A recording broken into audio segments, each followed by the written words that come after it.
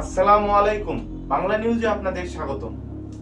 সরকারি চাকরিতে কোটা সংস্কারের দাবিতে আন্দোলনরত ঢাকা বিশ্ববিদ্যালয়ের শিক্ষার্থীদের সঙ্গে ছাত্রলীগের নেতাকর্মীদের ধাওয়া পাল্টা ধাওয়া চলছে। এ সময় কিছু মোটরসাইকেল ভাঙচুরের ঘটনাও ঘটেছে। চলুন বিস্তারিত ভিডিওতে দেখে আসি।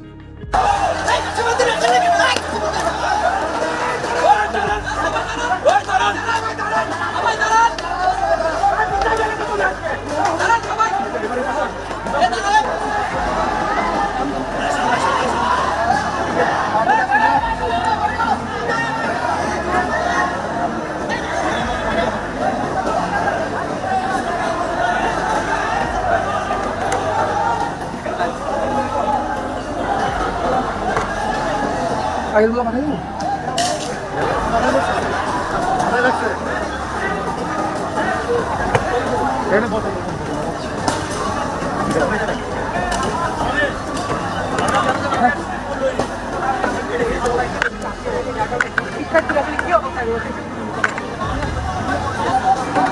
ভাই বেদম চলতেছে কিন্তু ছবিগুলো পাঠিয়ে দেবো।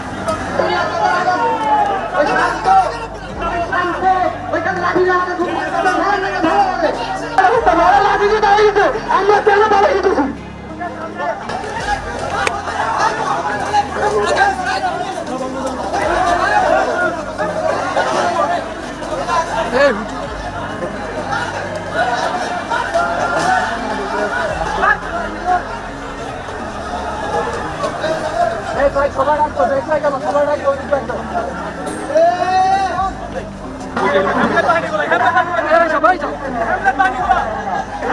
কোটা সংস্কার আন্দোলনকারীদের রাজাকার স্লোগানকে চরম ধৃষ্টতা বলে মন্তব্য করেন আওয়ামী লীগ সাধারণ সম্পাদক, সড়ক পরিবহন ও সেতু মন্ত্রী ওবায়দুল কাদের।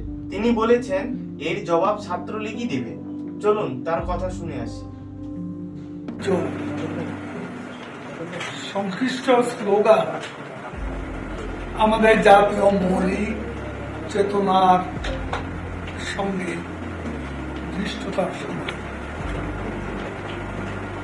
ভুলে গেলে চলবে না। বাঙালি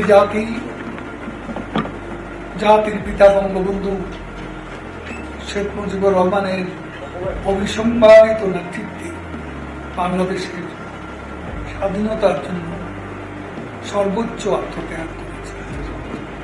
মুক্তিযুদ্ধের বিষয়ে আমরা অত্যন্ত সংবেদনশীল। আমরা মনে করি ছাত্রদের কোটা সংস্কারের আন্দোলনকে চিহ্নিত রাজনৈতিক অপর শক্তি সরকার বিরোধী আন্দোলনে পরিণত করতে তাদের কারসাজিতে তাদের প্রিয় নৌকা গত রাতে বিশ্ববিদ্যালয়ে বাংলাদেশের অস্তিত্বকে আঘাত করে মহান মুক্তিযুদ্ধের চেতনা বিরোধী স্লোগান উচ্চারণ। তারা সমগ্র ছাত্র সমাজকে সরকারের বিপক্ষ শক্তি হিসাবে দাঁড় করানোর অপচেষ্টা করে।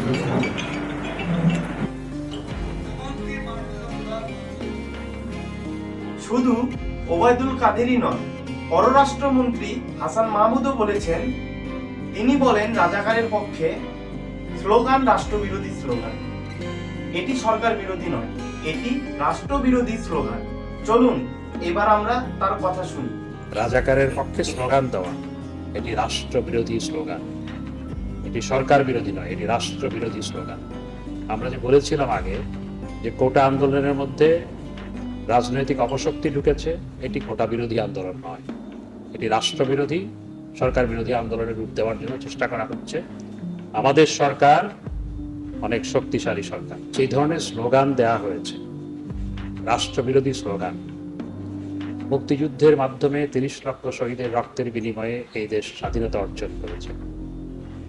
সেই দেশে রাজাকারের পক্ষে স্লোগান দেওয়া এটি রাষ্ট্রবিরোধী স্লোগান, এটি সরকার বিরোধী নয়, এটি রাষ্ট্রবিরোধী স্লোগান। এবং একই সাথে সেখানে সরকার বিরোধী, প্রধানমন্ত্রী বিরোধী স্লোগান দেওয়া হয়েছে। এতে স্পষ্ট আমরা যে বলেছিলাম আগে যে কোটা আন্দোলনের মধ্যে রাজনৈতিক অপশক্তি ঢুকেছে, বিএনপি জামাত সহ যারা দেশকে অস্থিতিশীল করতে চায় তারা ঢুকেছে, এবং তাদের প্ল্যান্টেড কিছু মানুষ সেখানে নেতৃত্ব দিচ্ছে। আমরা যে বলেছিলাম সেটি কালকে তারা স্পষ্ট করেছে। এটি আসলে কালকের স্লোগান এবং কালকের যে সমস্ত উদ্ধত্তপূর্ণ স্লোগান এবং বক্তব্য, এতে প্রমাণিত হয় এটি কোটা বিরোধী আন্দোলন নয়, এটি রাষ্ট্রবিরোধী, সরকার বিরোধী আন্দোলনের রূপ দেওয়ার জন্য চেষ্টা করা হচ্ছে, এবং কোমলমতি শিক্ষার্থীদের সেন্টিমেন্টকে ব্যবহার করা হচ্ছে।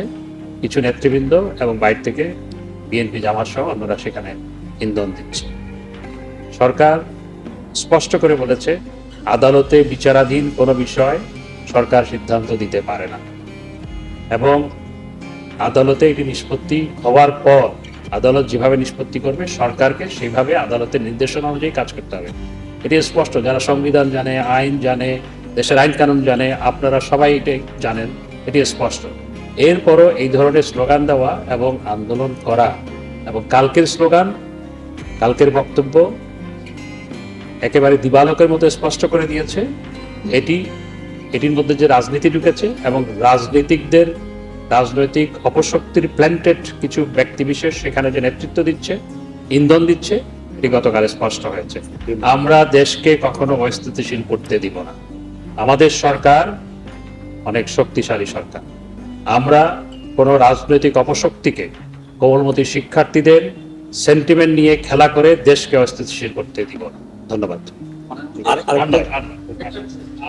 তো ভিউয়ার্স, আমাদের খবরগুলি আপনার কেমন লাগলো তা জানাবেন।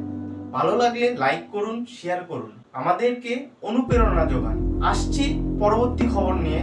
সেই পর্যন্ত ভালো থাকুন, সুস্থ থাকুন। ধন্যবাদ।